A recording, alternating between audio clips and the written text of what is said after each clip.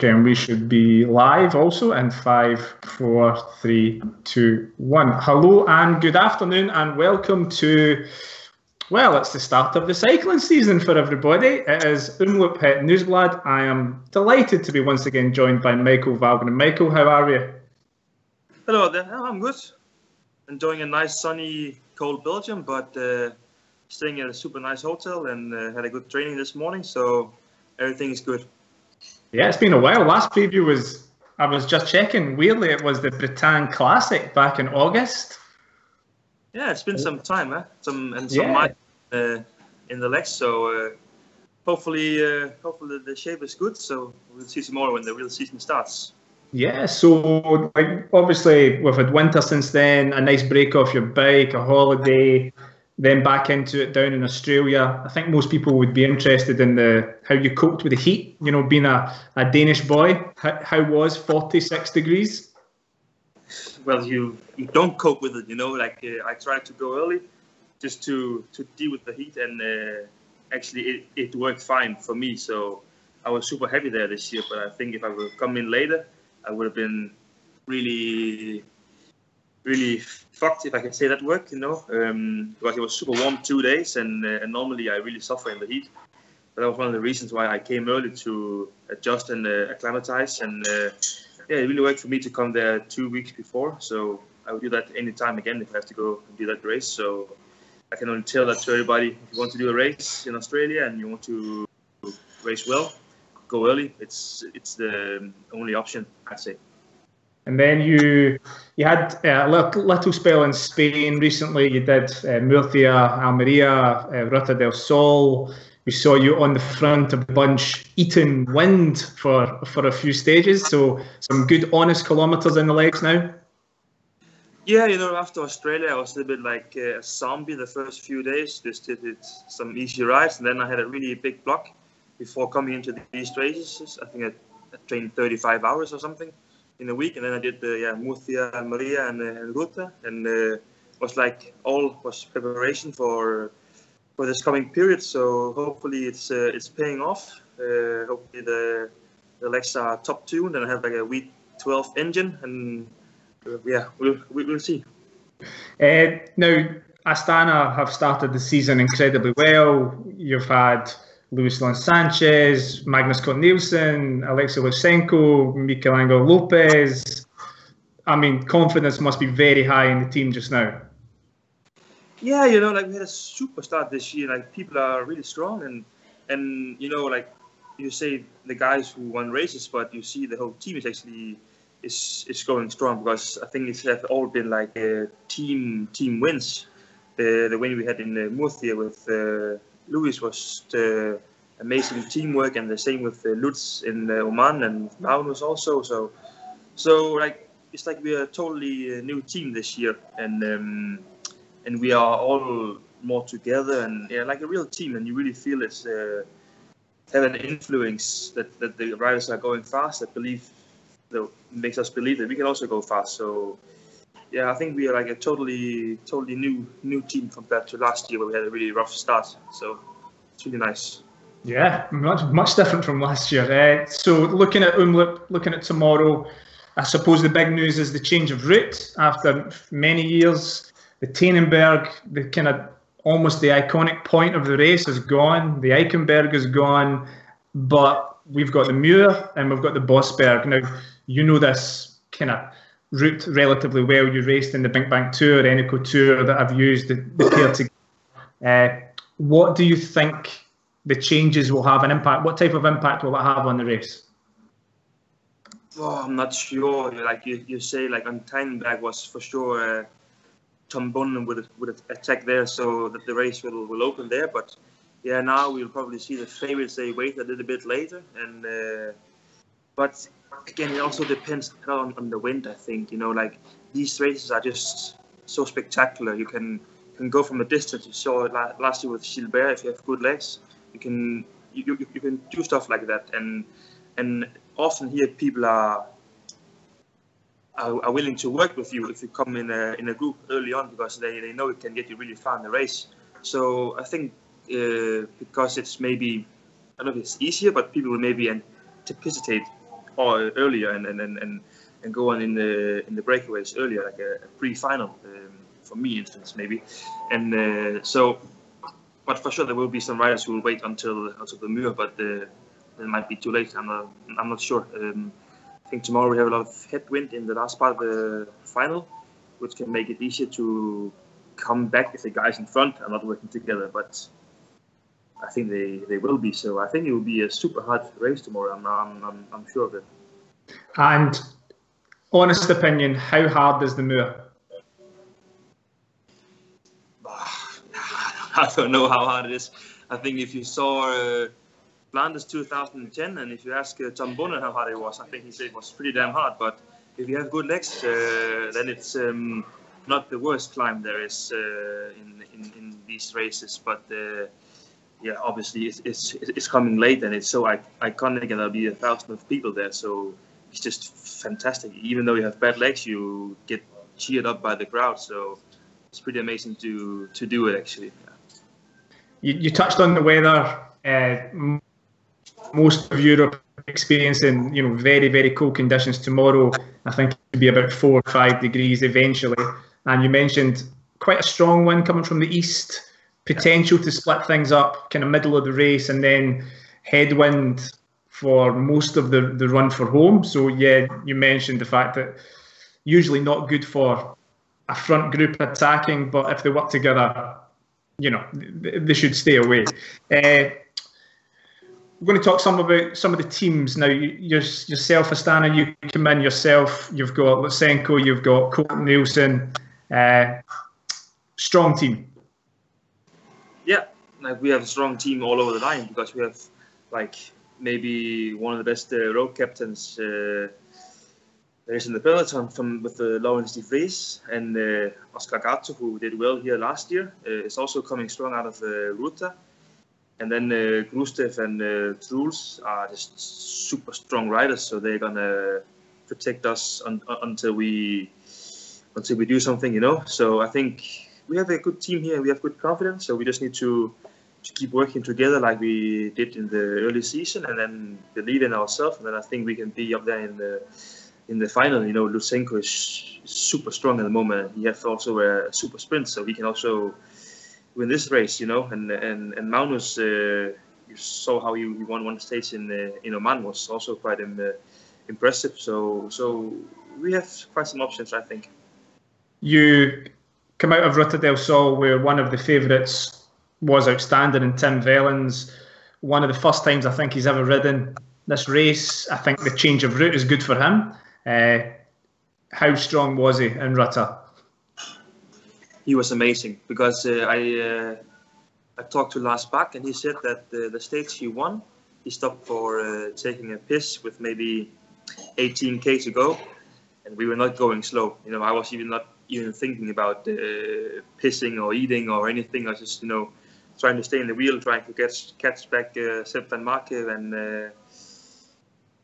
the guy from Movistar, now I forgot his name, but when you stop in a final, so close to the final, that means you have good legs, and you saw also on the climb how he smashed it. So that was quite impressive, and you have confidence now, and you have a strong team with Koikelever and Tish Binot, so they can also be up there, and he will be up there. He's an excellent rider. You saw him in the Bing Bang Tour, so yeah, he's Belgium. Yeah, I'm glad you mentioned Bing Bang Tour, because this week I've been thinking quite a lot of that. So Bing Bang Tour, you had yourself and Stuyven and Nason, Gilbert and Vellens, and Van Avermaet, in these types of races, for me it seems like there's a number of riders who could potentially win tomorrow. I think that's what's going to make it so exciting. You agree? Totally agree there. I think there's maybe, I'd say 20 riders who can win, because there's so many strong riders now. You haven't even mentioned I say Fabio Fellini could do well. Sepp van Marke, I'm sure he will be fantastic. Also with now Mats Bressel back on the team, he was really a big supporter for me last year. So everybody, all team have a really good contender, and Sky with Van Baarle. So it's a really lottery. I'm happy not a better like yourself, though. I couldn't bet on who's going to win tomorrow.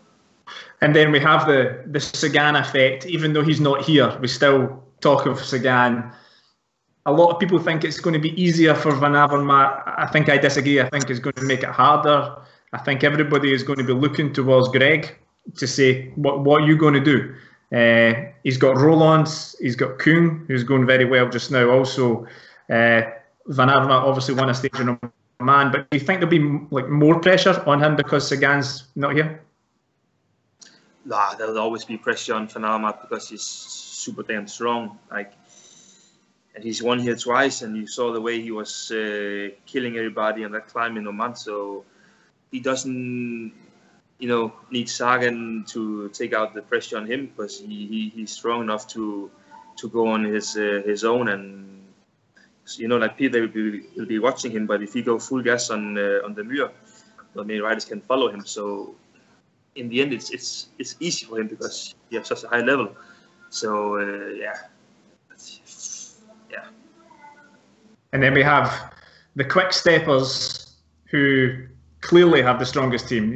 Like ridiculous. Gilbert, Gaviria, Terpstra, Stibar, Devenines, all who seem to be in good form already. But they have a terrible record in this race. I think they haven't won since 2005.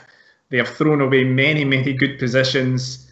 For me, they are the team who will decide the type of race we get, as per usual in Belgium. I just don't see them wanting to leave it to the Muir because, as you said, Van Avermaet is so strong just now.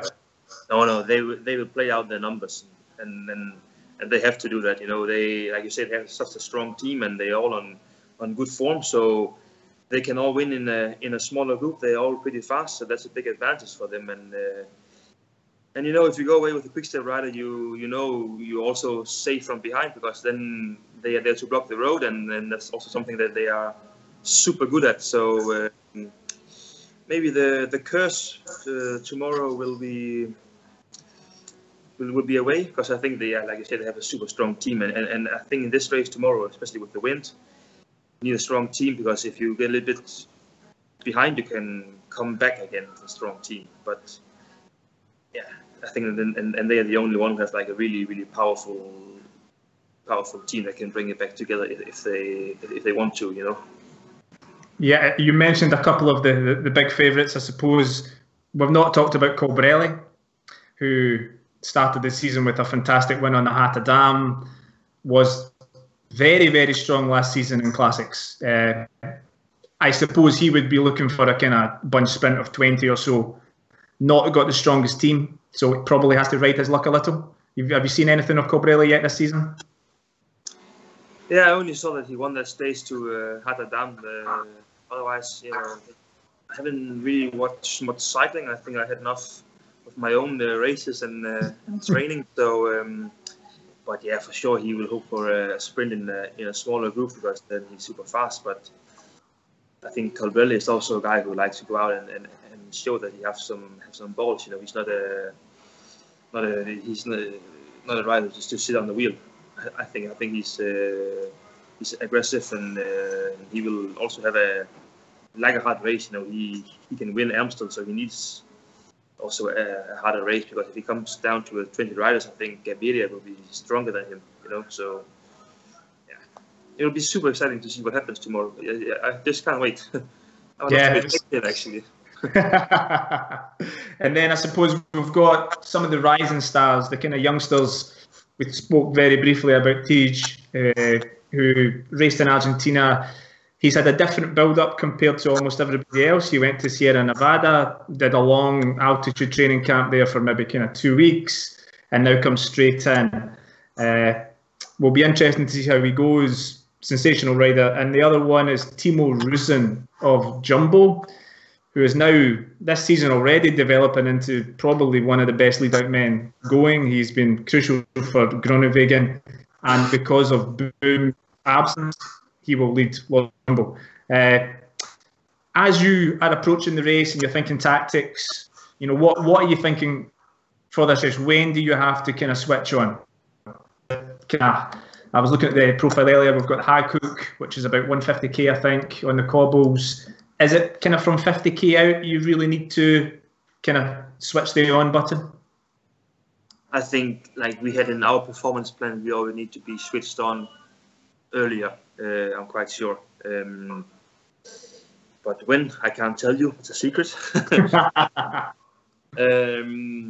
But yeah, I think we need to be switched on early, because I think there could be some crosswind section even earlier, and you'd just be so stupid to use some energy to come back from some escalants, and so I think it'll be a big fight all day tomorrow. I'm quite sure, you know, and people with wearing a bit too much clothing maybe, and maybe we see some small crashes because people are wearing too thick gloves, and then they can't brake and shift the gears, and it'll be a mess.